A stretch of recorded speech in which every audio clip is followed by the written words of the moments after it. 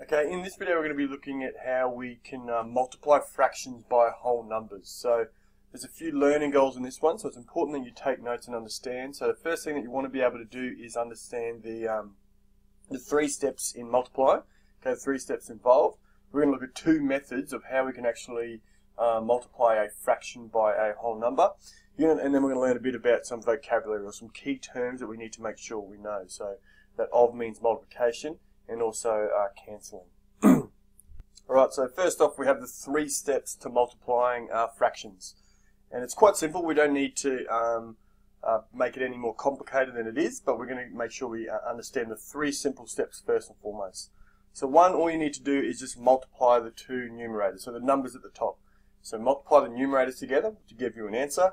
Step 2, multiply the denominators together, which will give you an answer, and then at the end simplify. Okay, so if you want to go through the basic level, all you need to do is multiply the numerators, multiply the denominators, and then simplify that at the end. Now I'm going to show you how we can use method 1 and method 2 to work out this equation here, and we'll make sure we understand these things first. Let's look at method 1. So how can we calculate method 1, which is looking at unit fractions. So firstly, what is a unit fraction? A unit fraction is any fraction where the numerator is 1. So for example, 2/5, the unit fraction would be 1/5. So if we can work out what 1/5 of 40 is, then all we need to do is multiply that by the numerator, and that's going to give us our answer. So let's look at a simple way to do that. But before we do that, it's important that we understand what of means. Now when we're dealing with fractions and whole numbers, we know that fractions are parts, okay? So parts of a whole, and of means that we multiply. So if you ever see a question like this, 2/5 of 40, it basically just means 2/5 times 40. Now what we want to do here is try and work out how we can calculate the unit fraction. So the simple steps with this is that to calculate a unit fraction or get a fraction of a whole number, you simply divide the whole number by the denominator and then multiply that by the numerator.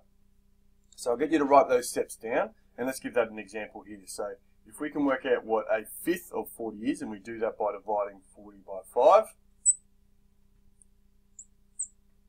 and we know that that's going to equal 8, okay? So we got 8, and then you do step 2, you simply multiply that then by the numerator. So we now have 8 times numerator of 2 equals 16. And there is your answer. So 2/5 of 40 equals 16. So the simple way of doing it is divide the whole number by the denominator and then multiply that by the numerator to get your answer. And that's method 1, called the unit fraction method. We're going to look at now method 2, in which we can multiply, turning this into a fraction, and we multiply 2 fractions together. So method 2 is using multiplying 2 fractions. So we're going to actually turn this whole number into a fraction, and we know that of means multiplication. So let's see what that looks like. So we have 2/5 of, which we know multiplication, and we have the whole number of 40, which as, if we had to write that as an improper fraction, we could simply write that as 40 over 1. So that means 40 wholes. So what we have now is 2 fractions, and what we can do is go through the steps of the 3 steps in multiplying. Multiplying the numerators, multiplying the denominators, and then simplifying. Now what we like to do is use cancelling to help simplify this. So before we multiply the numerators and denominators, we're going to get big answers, so it's really hard to simplify. So I'm going to show you a quick trick which is called cancelling, which is going to break down these fractions first so it becomes easier to work with.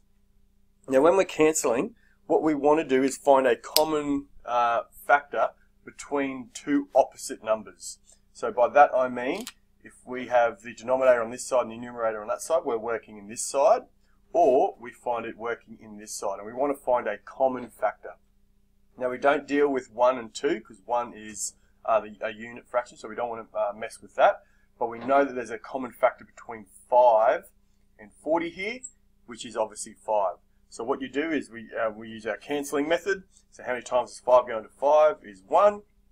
How many times does 5 go into 40? That is 8. Okay, so what we now have is a new fraction, which is 2 over 1 times 8 over 1. So now we just multiply the numerator and the denominators together. So 2 times 8 equals 16. 1 times 1 equals 1, which is an improper fraction. If we had to write that as a whole number, we have 16. So we see we've got the same answer.